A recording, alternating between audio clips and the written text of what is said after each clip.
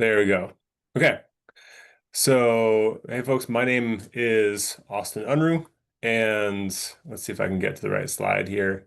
So we'll be talking a little bit about silvopasture. And so I'll just give myself a little bit of introduction. So we're based in southeastern Pennsylvania. We're in Lancaster County. If anyone's familiar with that, we're a big Amish and Mennonite dairy area. So a lot of small farms in our region.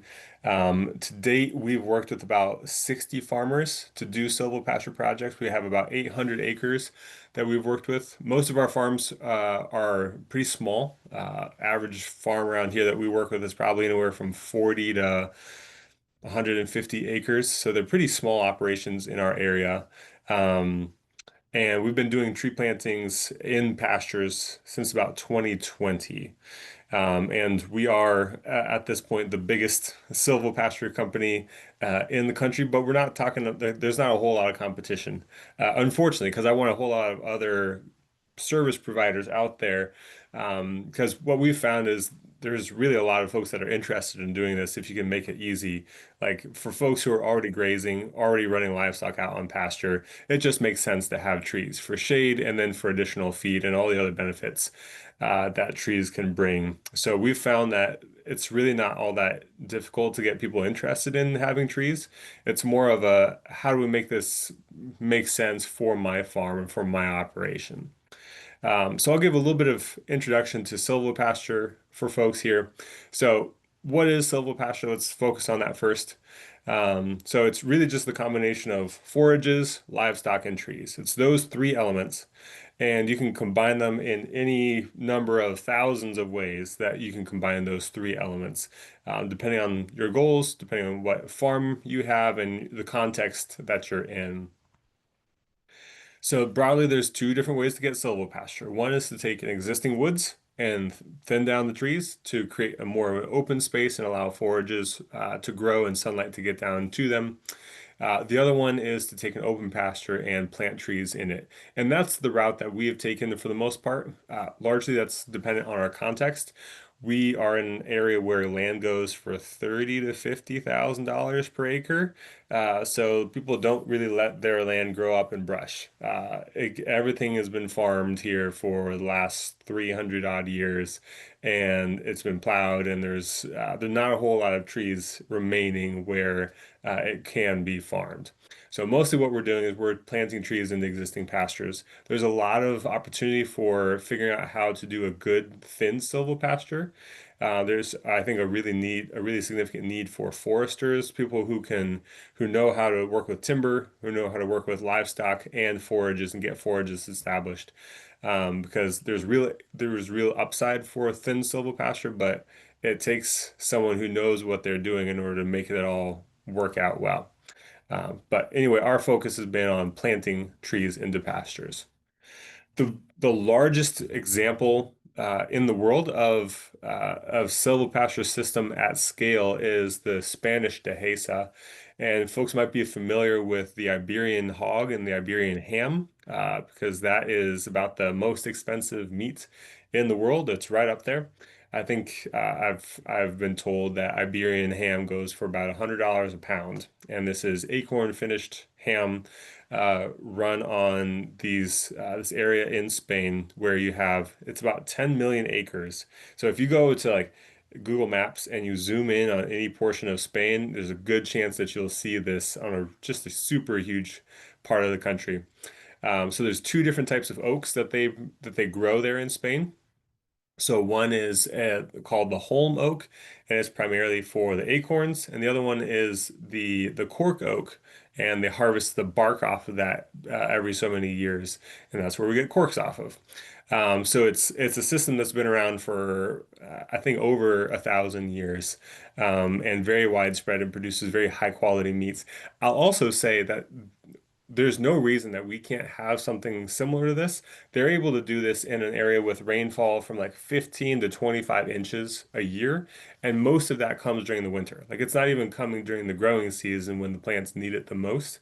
So this is a low rainfall environment, and we could support significantly more trees, significantly closer, and just a different variety of trees that would do better for our types of operations.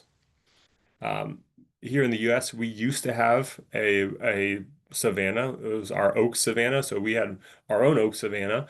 Um, and largely that was fire dependent, so it was managed by fire as well as large ruminants coming through and grazing in really large herds. And this is something that used to cover a really large portion of the country, and now has mostly been lost largely because it produced really, really good soils and was turned into really high quality farmland. And now we have the opportunity to restore a lot of this, and specifically tailor it for the needs of livestock producers. So the number one thing that brings folks to silvopasture, to want trees in their pasture, is obviously shade. This time of year, everyone is very familiar with the need to have shade and the need to reduce heat stress on livestock. Some folks will point out that trees can be bad. Trees can have a negative effect because you get a whole bunch of animals all in one place. You get crowding and they kind of camp out underneath those trees. So what we want to do is we want to be very thoughtful about how we are integrating these trees. We don't want just one tree in a paddock. We want to have multiple trees. We want them to be spread out so that the shade can be spread out. We want the canopy on those trees to be high up off the ground. So if you see from this picture, these sheep are about as far away as they can possibly be from the trees whose shade that they're standing in. And that's because the canopies on these trees is very high up. So throughout the day, the shade from those canopies moves significantly, so that livestock are able to still be in the shade from those trees, and yet they're moving around and making use of fresh forages, and they're never hanging out just right underneath that tree all day long.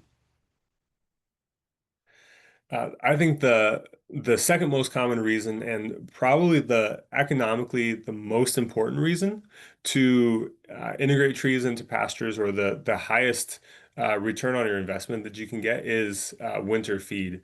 So that's high energy feed that's dropping late in the season. The two main trees, one is persimmons, but the real winner here is honey locust, because honey locust drop this high quality pod. It drops anywhere from some in as early as October, but more commonly November, December, January, February. So it's a really long period during the dormant season when things are cold. They last really long on the ground. They're kind of custom made for rotational grazing systems.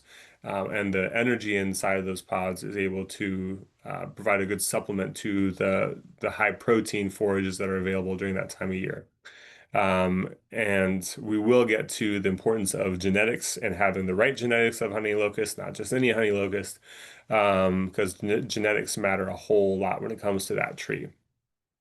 So ruminant silvopasture is what scales the most. There's already so many millions and millions of acres of land in cow-calf operations and in dairies.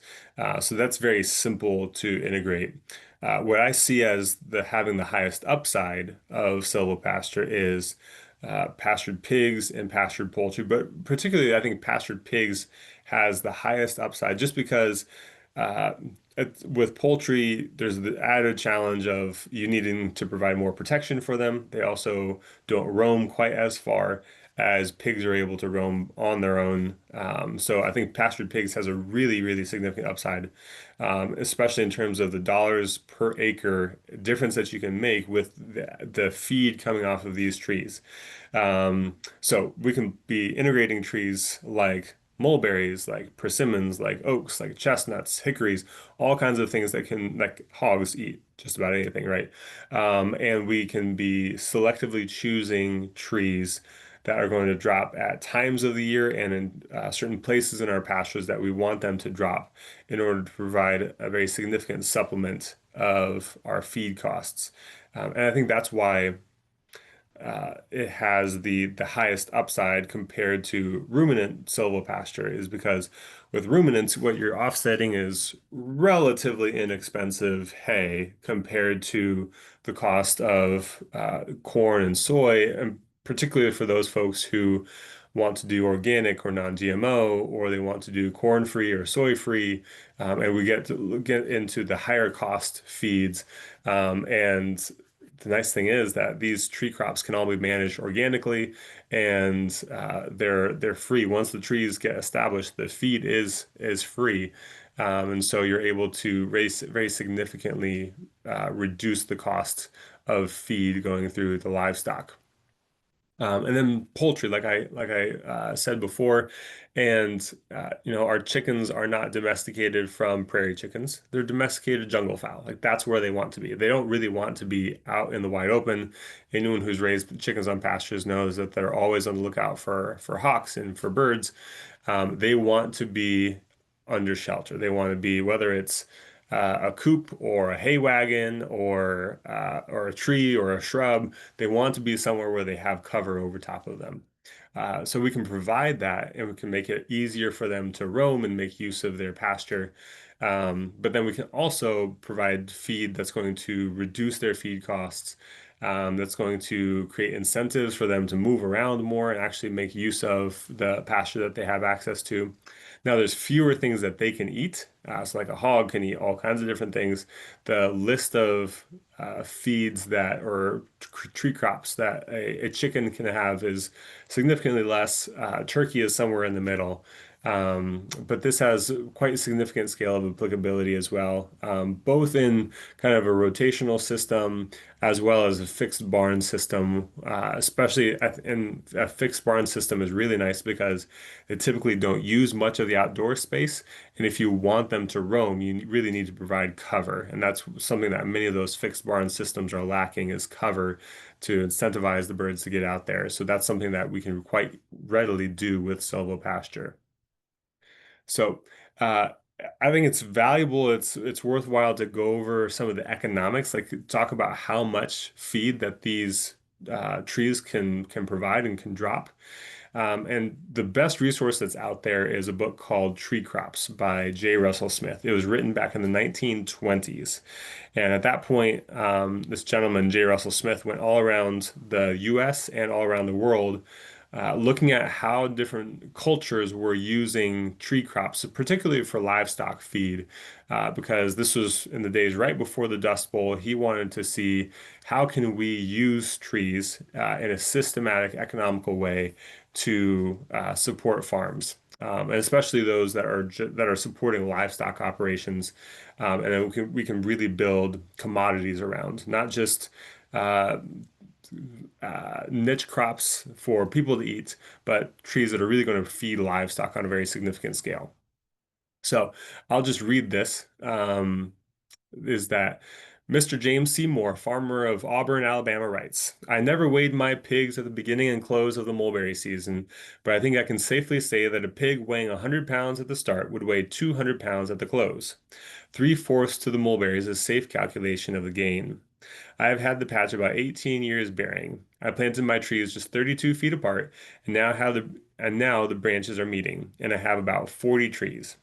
I have carried 30 head of hog from May 1st to August 1st with no food but the gleanings of the barn and what slops came from the kitchen of a small family. If you do the math, that's about an acre.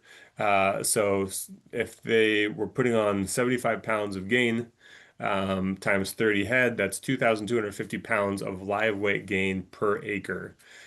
So very, very significant. And then you can kind of do the math if you raise hogs or if you raise poultry, which would be similar, and figure out well, how much is 200 or 2,250 pounds of live weight gain worth to you. How much does it cost you to put a pound of gain on? I've had conversations with folks who raise hogs on pasture, and they say about a pound, or sorry, $1 per pound in their case. So your results might be a little bit more or less than that. But very, very significant. And this is the kind of it's all anecdotal evidence that's out there because um, we haven't had any universities do the actual number crunching. But there's quite a few reports in that book. And I would highly recommend people check it out. It is available for free online as a free PDF, and the chapter on mulberries in particular is very, very interesting. And he has other reports that are similar to this, and then some that are more maybe more aggressive. But this is kind of about the middle of the road, actually. Um, Similarly, this I think is the main takeaway for me is that he quotes that all throughout the southern states, mulberries are commonly used as feed for pigs and poultry. In North and South Carolina and Georgia, nearly every pig lot is planted with these trees, and the mulberries form a very important addition to the pig's diet. So, in my mind, if that was the case back in the early 1900s, when there wasn't cost share for trees, they didn't have the kind of clonal propagation techniques that we have now, and more importantly, they didn't have folks who are getting paid a premium for mulberry-fed pork or anything like that, and they didn't have the kind of the marketing and the story to be able to tell folks and command a higher price for things at the farmers market. Um, I think this should be even more the case now. So they were doing it just because it made economic sense. So I think we should do it even more so now. It should make even more economic sense for producers who are able to get a premium price for their pork. One of the common questions that people bring up is, am I going to lose forages? So, in our context, here in southeastern Pennsylvania, we're mostly working with cool season perennial forages. And cool season is the operative word there because they do get heat stressed, right? So not only do people get heat stressed and livestock get heat stressed, but your forages get heat stressed as well. So what we want is we want to hit kind of a Goldilocks zone. We know that forages don't grow very well in the woods. Because there's just not enough sunlight getting down to the forest floor.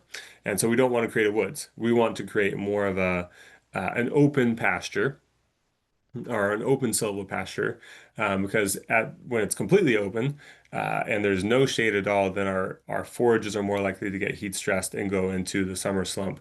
So we want that balance of somewhere between 20% shade to 50% shade is about right, based on work that's been done by Virginia Tech, the University of Missouri, and others. Who have done research on how much forage is produced at different light levels. So that 20 to 50% shade is about right.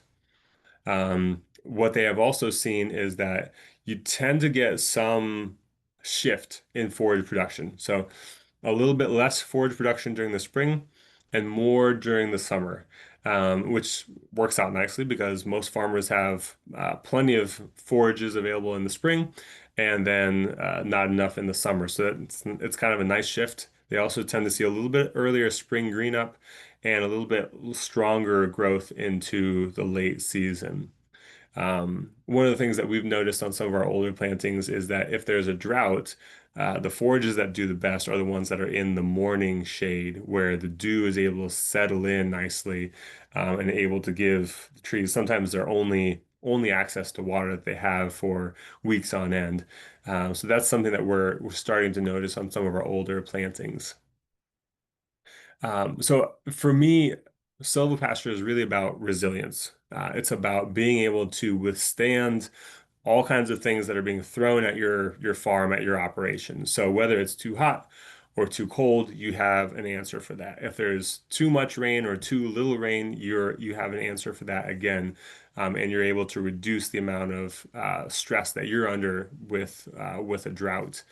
If feed prices go up, you're not as affected because you're providing so much more of your own feed on your own farm.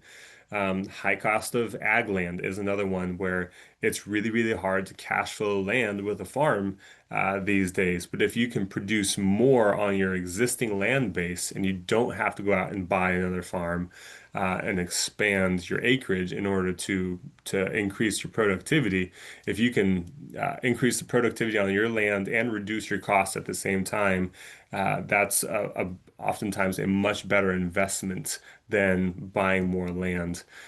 So what I want folks to be able to do is I want them to be able to continue doing what they're doing, raising livestock, but I want them to be able to reduce their costs, reduce their inputs, and increase their outputs at the same time. And then so that your income, your takeaway income that's in your pocket at the end of the day, significantly increases. So what I see here is this really all builds on a base, a foundation of really good management, really good ruminant management for the most part, and management of forages. And then it adds another layer on top of that, Another figure as we figure out how to use all that nature has to offer and use the tree and the shrub component on the landscape. So for folks like probably most of the people who are listening who have figured out how to use forages really well, this is just kind of the next step in the process. So I'll talk a little bit about the means that we've developed to protect trees in a pasture. And that's kind of the main thing, right? Is we don't want to have to take the land out of production for 5 years or 10 years while the trees get established. That's just a non-starter. So how do we get trees established in an actively grazed pasture without taking the land out of production? The basis that we use is a 6 foot tall shelter. It's called a plantra tree shelter. It has a fiberglass stake on the inside and it's a plastic tube. And the nice thing about that is the fiberglass stake can take a little bit of flex and it also is an electrical insulator. So we're able to run electric fencing right alongside that tube. So the tube itself protects the tree from browse and the electric fencing protects the tube from being rubbed on, from being pushed over. And then we also mulch really heavily on all of our plantings, and that mulch is able to reduce weed competition. It's able to hold the moisture, and then it jumpstarts the soil biology as well underneath there. This is what we have. This is what we call the overpass system. And I'll just contrast it right here on this picture on the left. This is a wire that's running about at the same height as you would have a paddock division.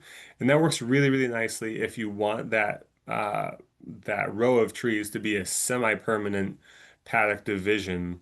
But if you want livestock to be able to move through more easily, then this overpass system is much nicer. So that way you can make your paddocks as large or as small as you want them to be. Livestock are freely able to move throughout the system. And what that is just a poly wire running up top, and we wrap aluminum wire around the tube. So what we encourage folks to do is to really just start now and start small. Not right now necessarily, because summer is a really bad time to plant trees. The trees don't like to be planted, but you get the point. I want people to get hands-on experience doing this firsthand. It's the best way to learn. You can read all the books that you want, even go out to see this in action in other places. But until you do it yourself, you're not learning quite as much. So I encourage people to do some tree planting on their own, do it on a small scale, work with those trees that are already growing on your land or that are pretty cheap and easy, that if you make a mistake or you're not able to protect it and keep it alive, it's no big deal and you can just put another tree in. So rather than doing this with $50 trees, start off with $5 trees, and make sure that you know how to get those established and keep livestock off of them, and then progress from there to the more expensive trees and in a larger planting as well. So find those places on the farm that are easiest to get started, where you're going to have the most likelihood of success, and get your feet wet with things that are going to be easy and forgiving. I'll talk a little bit about species, and let's see here. So I will talk about honey locust in particular, because I know sometimes when I get into these crowds where in areas where honey locusts thrive, they're a hot topic. Some of those areas up north, there's people aren't very familiar with them. Um, but in the south, they tend to be much more familiar with honey locusts and the downside of them. So we'll talk about our fast-growing trees. The main ones that we use there are black locust, hybrid willows, and hybrid poplars. What we want out of them is we just want them to grow fast. We want them to provide shade.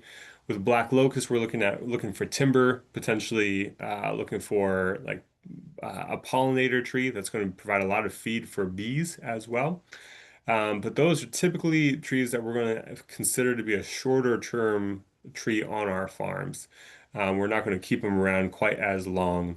And then your ruminant stockpiled feed, those trees are going to be a little bit slower growing, but we want them around long term because they're going to continue to produce high quality feed for us for 100 years.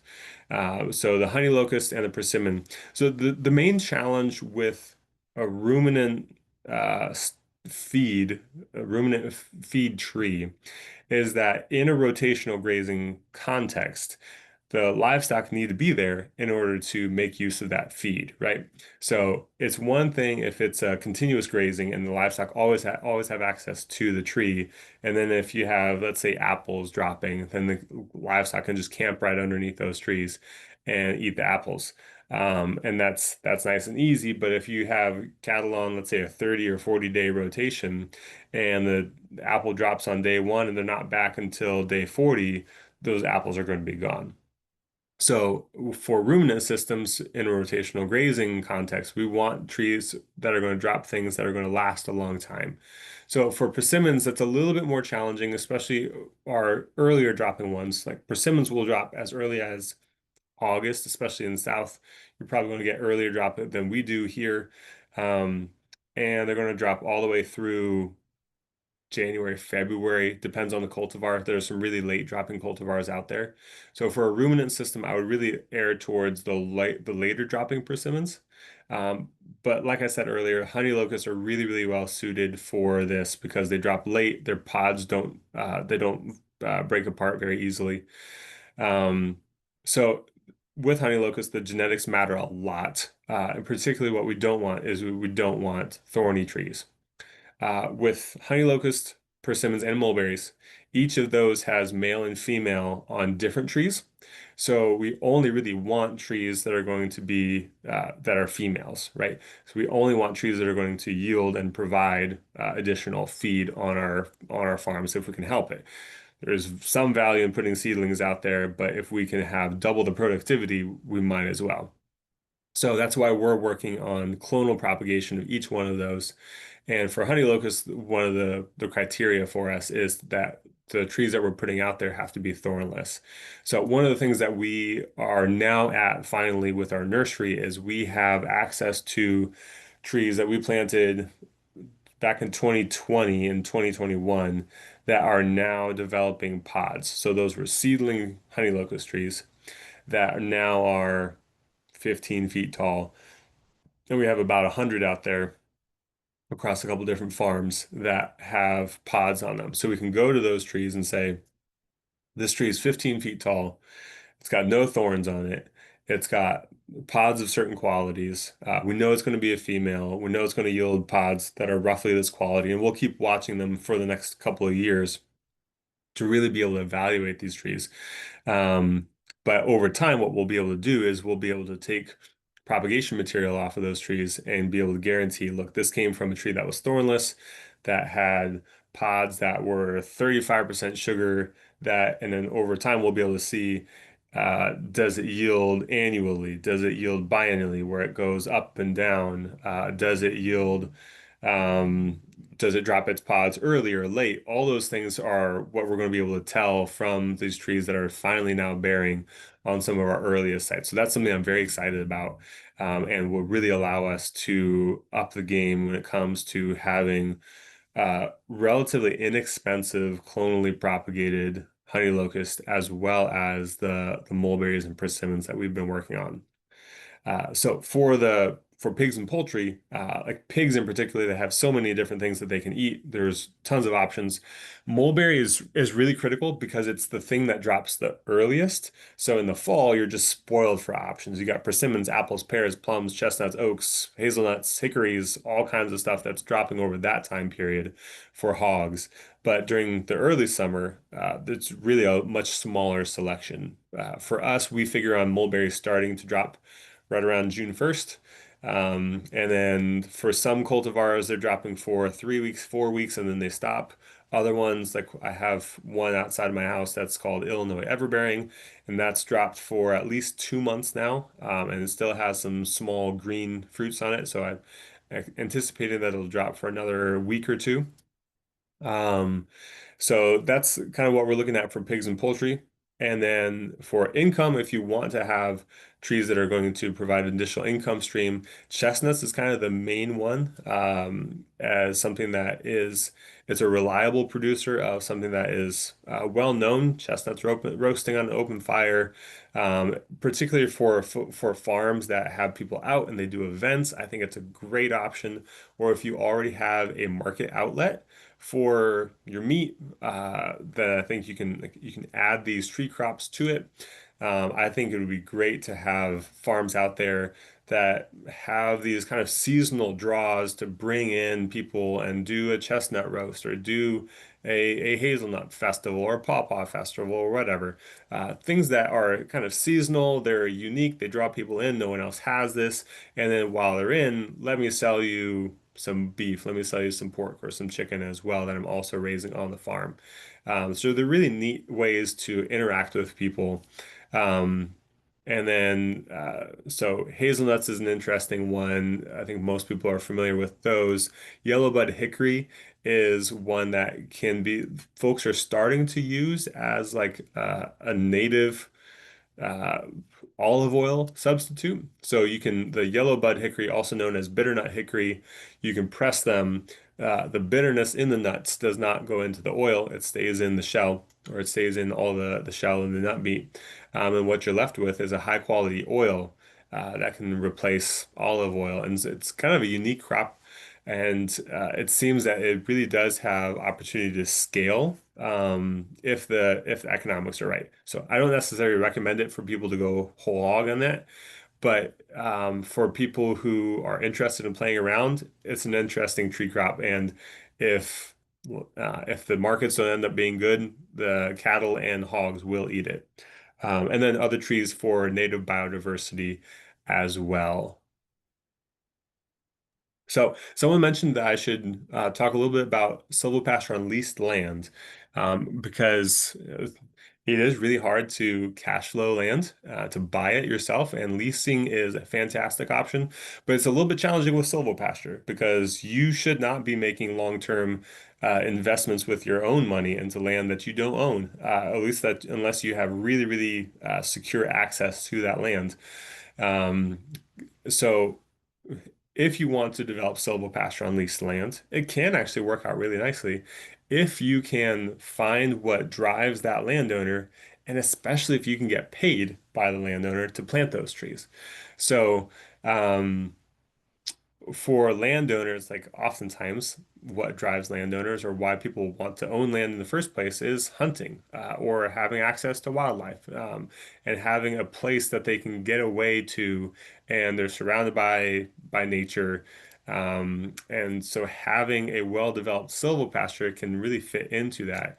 If the landowner that you work with likes to hunt and you can develop persimmon grove over in that corner, and you can plant some white oaks over in that corner, and some crab apples and some plums, and they can hunt for deer or turkey, and they know where how to pattern them a little bit better because they're going to be dropping at that time. Like you can have some early dropping persimmons there.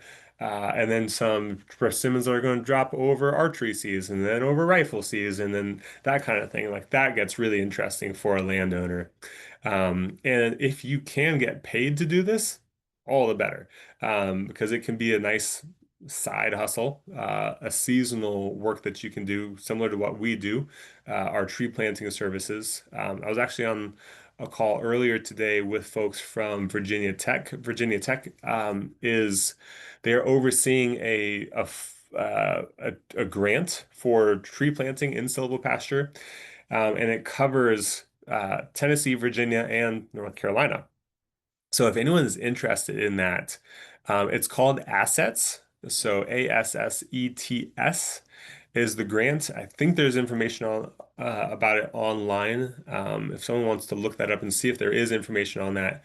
Um, I was working with them to connect them to service providers, folks who can do the consulting and who can do the tree planting. So what that is, it's a grant that has, uh, you can get up to $1,500 per acre for that grant. And you have to plant at least 30 trees per acre. And so what that turns out is you can get about $50 per tree for that tree planting. I'm not sure what the caps are of how big of a project you can do, but that money is there for folks who want to do it DIY. There's also folks out there who can likely work with you. Or if you want to do this for someone else, like I just had a call with someone who's in the western part of North Carolina, who said, "Look, I've got my farm, but I'm not making a whole lot of money farming, and I'm doing more and more of this consulting and tree planting, and I have leased land that I just acquired, and I'm going to work with the landowner there. I'm going to access this funding to do the project, and then I'm going to do the tree planting as well. So he's going to design this around the needs of the landowner. He's going to plant it, and he's also going to graze it. So it's kind of a perfect situation there, and he's able to make money on the farm that he's already at, and then he's going to be doing the maintenance at this farm that he's already running his livestock through. So it's kind of perfect in that case. And there's probably going to be other funding sources out there. There's this funding source that lasts for another 2 years or so. And then there will be more coming down the pike, I'm pretty sure. So I think this is about wrapping it up. So what we do at Trees for Grazers is our goal is really to make it as easy as possible for our clients to adopt silvopasture. So we do everything. We kind of take all of the different roles that are needed in order to make a project happen. So we do the planning and consulting. We help people find funding because we know that that's a real big barrier. Just because these projects are profitable, but they're profitable over the long term, and they can be hard to cash flow, right? Because it's several years before you get anything off of the project. So that's why we go out and find funding for folks. We have a growing silvopasture specific nursery. We do the tree planting, and then we do the care of the trees after they've been planted as well. And that's mostly of that the planting itself and the care for the plantings is here in southeastern Pennsylvania. The farther we go, the less that we're able to do, but we can still do like if folks want to reach out and do some planning and figure out how to do a silvopasture system. We're actually right now running a summer special. There's details on our website, but it's a half cost for silvopasture planning services for the next month or so. So that's something that we can do anywhere. We can do that remotely. We can help point people to funding if we know of resources in that area. And we can help you come up with a plan for how many trees to plant, what species, where to get access to the species that you want, that kind of thing. And then we do training. So especially if folks are interested in providing services to other farmers, that's what we have our Silvo Pro course. So we have one coming up in the end of August, and then we have another one coming up in September as well. The September one is a 2-day course. And then we have a ton of resources on our website at treesforgrazers.com. We have articles, we have resources for professionals, we have nursery recommendations, all kinds of different things on that website. So we want to make this as easy and accessible as possible to people, and really push the field of grazing forward. And I think we can do that significantly through integrating trees in systematic ways. So with that, I think that wraps me up. Cool. Thank you, Austin. I think I found the assets grant, the one that we were Cool. talking about, just with a quick Google search and put that in the chat. So hopefully that's the right one where people can find an application or something like that. Um, and then I also put a link to Austin's website, specifically the summer consulting special that they have going on right now as well. So that's easy to find. Thank Um, you very much. I'm looking at the assets thing, and yes, that is the one right there. cool. Yeah. I need to check as well. I know last time, I guess that would have been March of last year, NC State was doing some research and I think had some funding for Silvopasture as well. So I need to check and see if that's still active or if that's something that ended. Um, if people are excited about this and want to get started with 8 or 10 or however many trees just to try it out on their farm, what would that look like in terms of buying trees from you and then Mhm. receiving those trees and getting those in the ground? Yeah. So what we're gonna do is we're gonna open up sales of our trees this fall. Right now, we don't have anything posted. We'll probably open it up in early October or so, would be our goal to get trees listed around that time. The best way that people can be notified about when we offer stuff for sale is through our website. So if they go to our website and subscribe, then they'll get access to our newsletter. We don't spam people. We don't send as many emails as we probably should. Um, it's never high on my to-do list as much as it should be. That's the best way to keep in touch with what we have going on and whether specials we have going on or when we release the trees. Cool. That sounds good. And the best time for what we would be doing is we'd be digging them in like late November, December, and then shipping around that time frame. And with you guys being significantly further south than we are, you're going to be good to plant right away. And you'll probably, so long as the trees are dormant and the ground isn't frozen, you can plant all winter long. So that's a nice place to be at, to be able to plant during the winter when the trees don't need a whole lot of moisture and you're able to, if you mulch them up really good, then you're just able to conserve all that moisture that falls during the winter and then they're ready to go come springtime. Awesome. And those are shipped bare root. Is that right? So you kind of got to have your Mm. ducks in a row when those get there and make sure you know where Yeah. you're putting them, Yep. that kind of thing. They are shipped bare root. That's something we're actually working on. We will likely be shifting to shipping potted trees. And with potted trees, uh, it would be harder for us to mail those because it's just more expensive. It's more material, it's heavier. So what we're actually working towards is more of a system where we have drop points.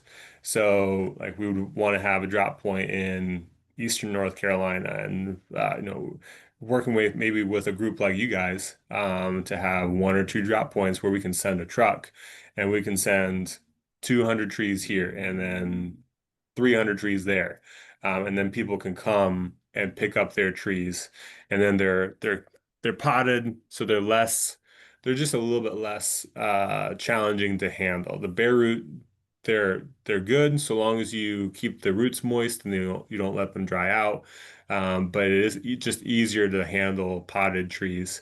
And it gives you a little bit of a larger time window to plant them in as well. So they're just a little bit more forgiving, and so that's why we're moving in that direction as to going towards potted trees. So keep in the loop. That'll probably be about well next fall, so fall of 2026, that we'll be looking to set up drop points. Cool. Yeah, definitely let us know if you get one set up and if there's interest among Soil Health Coalition members, we'll let you know as well. Hmm. I don't know if it would work out, but I'm just thinking our annual meeting normally being in December, make a tree drop point there when Hmm. people are already together, but we got a Yep. little time on that. No, exactly. And that's the really nice thing about these potted stock is that they're much more flexible to be able to send them out at random times. Whereas with bare root, you kind of have to dig them all, and if you don't have cold storage, you have to ship them all out all at once. And if you have these in pots, then you can just ship them out whenever you have a big event. Awesome. Well, we have about 15 minutes left here, so I want to leave time for some questions. If anyone has a question for Austin while he's on with us, now's a great time to ask it.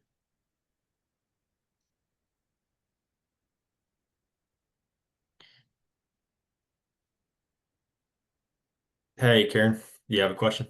Of course, anytime we've got Austin, we've got questions, right? Austin, hickory trees, there are a few sprouts around, but I have tried the shovel. They are tough to dig up. Are you growing hickory trees?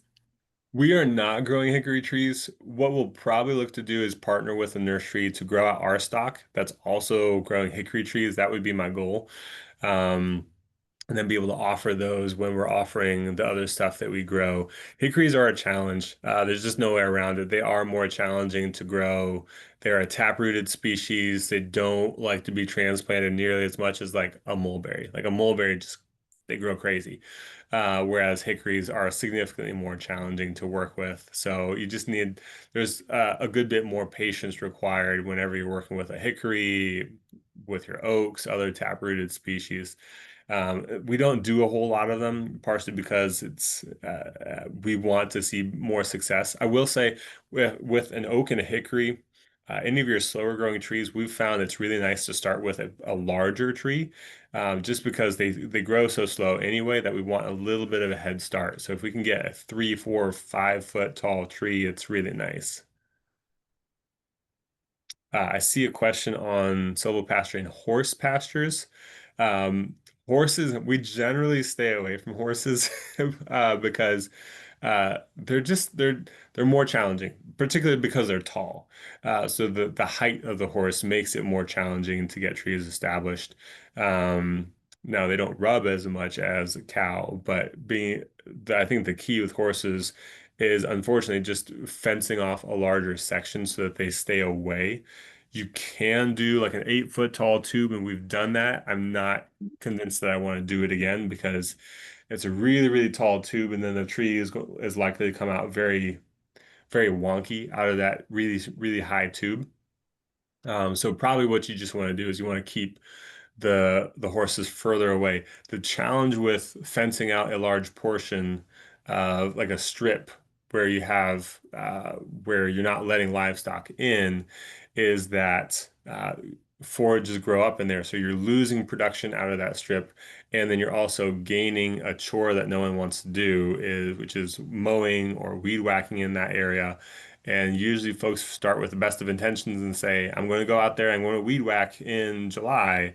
And then when July comes and it's 95 degrees and humid, no one wants to go in there and weed whack. And then any specifics in reference to sheep. So with sheep, you can get away with a smaller tube. So if you only have sheep, I would do a 5 foot tube. Could maybe get away with a 4 foot tube, but I'd probably just go with five, to be on the safer side. Because deer will need a 5 foot tube anyway.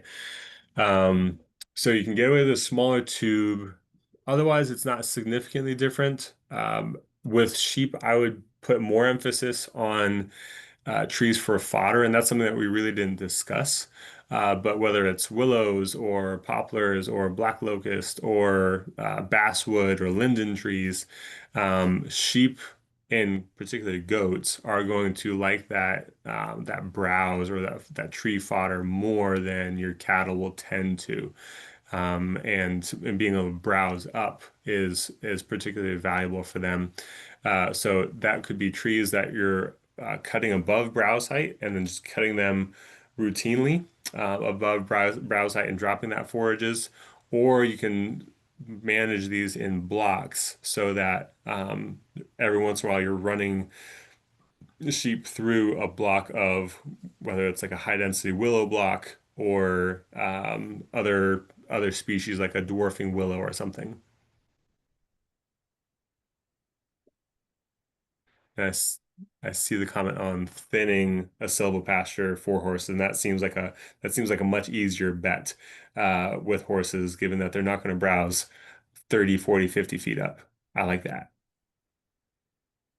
Um, and then planting techniques.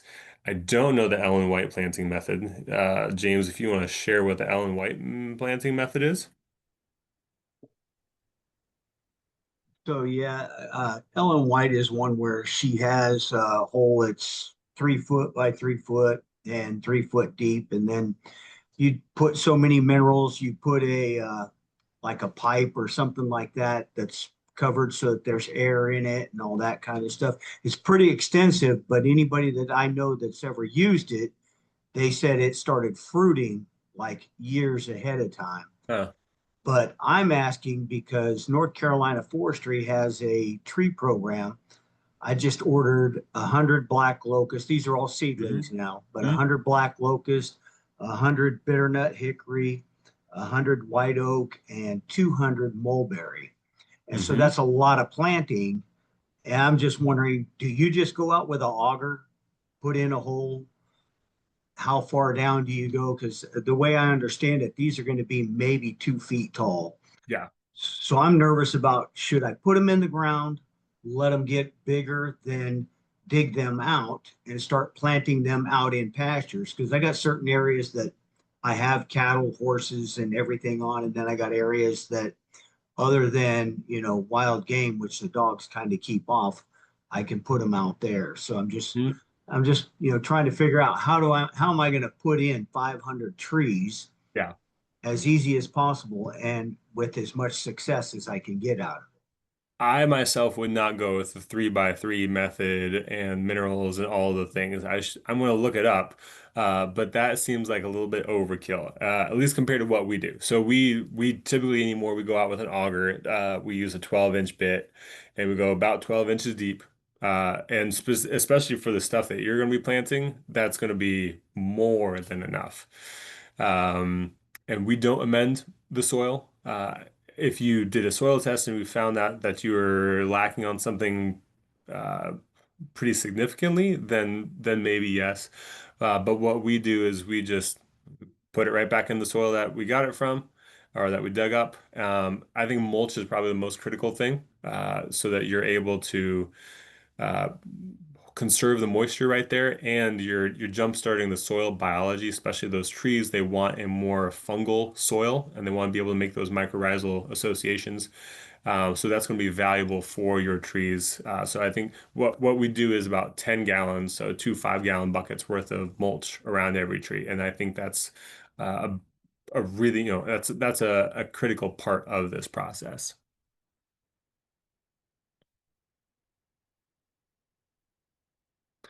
Someone had brought up grafted honey locust, and it looks like you do not need male trees. So these would all be these would all be female trees if they're grafted.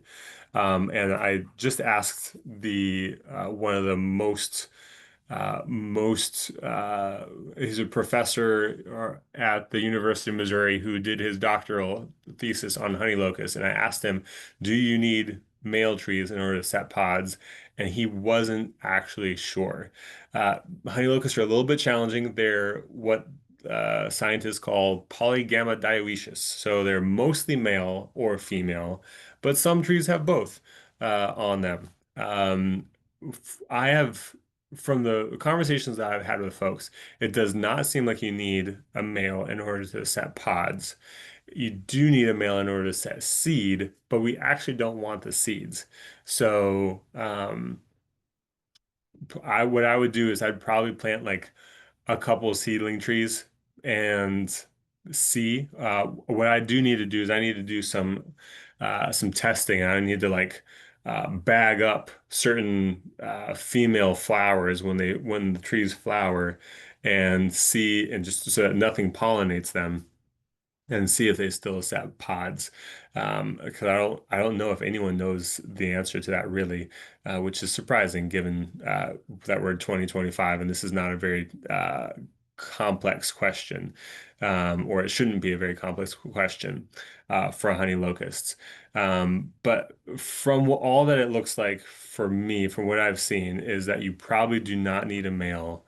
And the ideal would be for me is having pods without seeds because the seeds do contain protein, but the protein is mostly inaccessible to livestock because they have a really hard seed coat to them. So they're mostly passing through undigested. They're really not providing anything for us, and then they're going to lead to sprouts. They're going to there's going to be seedlings that are likely going to come up from them at some point. So just a completely seedless tree would be my goal.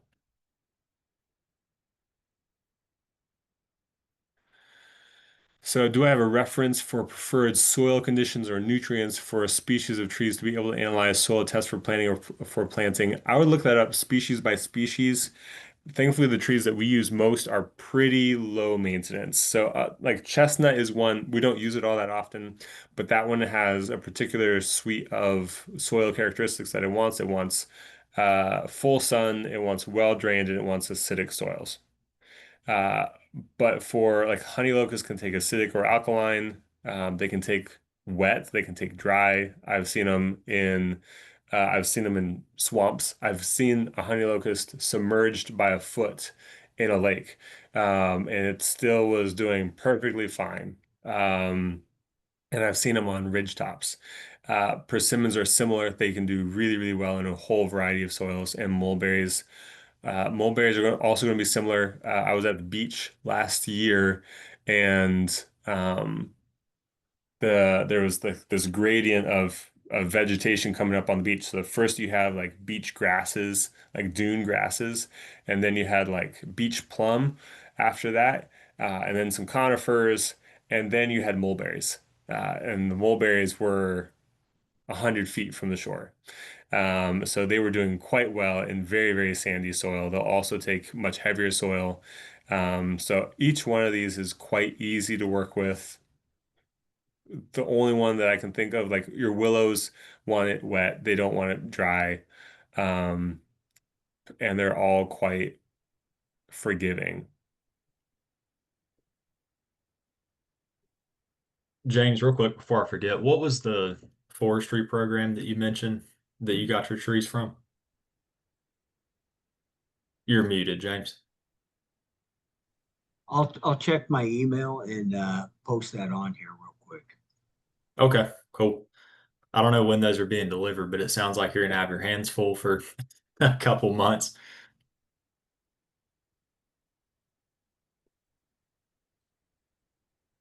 As we're wrapping up here, Joe Shank, I saw you just asked a question, but if you're able to unmute and share, I was wondering if you're still doing some woodlot thinning. I know you were trying to thin out some pine stands with your pigs, sort of working your way across your farm. I was wondering if you're still doing that and how that was going.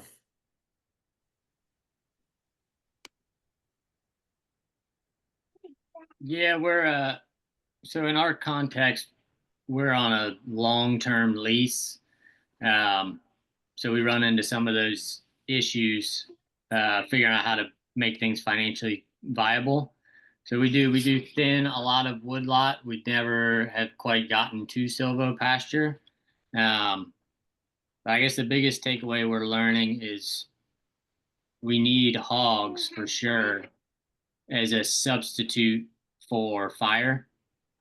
And that's kind of been the biggest benefit for us in highly acidic pine dominant woodlot is to run hogs, break up the pine mat, temporarily balance the pH so we can get something growing. We haven't figured out forages that grow great certain times of year. We've got cool season sorted out. We haven't found anything that can tolerate the shade and acidity in warm season. But it's doing really good for us, and I'll try and share some photos with you on what we're seeing. You got your sidekick. Thanks for sharing that. I know there's got to be some other people doing stuff like that, but you seem to be doing it as much as anyone. So I was curious how that was going. Yeah, and we're hopefully when we get some time to breathe, we'll look into some programs that will help us thin and cover some of the cost share programs, and hopefully be able to feedback that to speed the process up of thinning. That's just the most labor intensive part. Well, we're at 8:30 here, so if anyone's got any final questions for Austin, certainly ask those, and if not, we'll wrap it up for tonight. Just real quick, I posted that link. I got confused with it just because the way it worked. And so I had to call and the girl had to talk me through it. But once I got the order in, because they can either ship them to you or you can go to a pickup point and not have to pay so much in shipping. But that's the link for the store. And if I recall, the catalog tells you how many they have left if they're sold out or not. Cool. Is that an annual thing they do every year, James? Yeah, as far as I know, I've always caught it on the tail end, and so they never had anything that I wanted. And this year, I knew it was coming. Like my local ag girl said, yeah, it's getting ready to come. So I've been watching for it. And that's how I got so many. And it was still my order for 500 trees was $300. Like I said, though, they're all seedlings. So I'm told they'll be 8 inches to 12 inches tall. Yeah, it will be interesting to see how the genetics on those work out based on some of the stuff Austin was talking about. Mhm. That's one thing that um, is worth mentioning is that for these silvopasture systems, we generally are shooting for trees that are at least 2, 3 feet and ideally taller. With all of the cost that it takes in materials and labor to get trees established in a pasture, your tube, which is generally like $10 itself, and then your polywire and the labor to put them all in and the mulch and all of those things, we found it's not really worth skimping on trees, on the trees themselves. And so we pay more for our trees, so that we can get something that's a little bit bigger and has a higher success rate. So that's like the upside of the forestry stores, whether that's North Carolina or Virginia or whatever. Like every state has similar problem or a program just about, but they tend to be pretty small. So if you're planting them in a low input system where you're kind of planting a lot of them, I think that makes a lot of sense. If you're planting a pretty small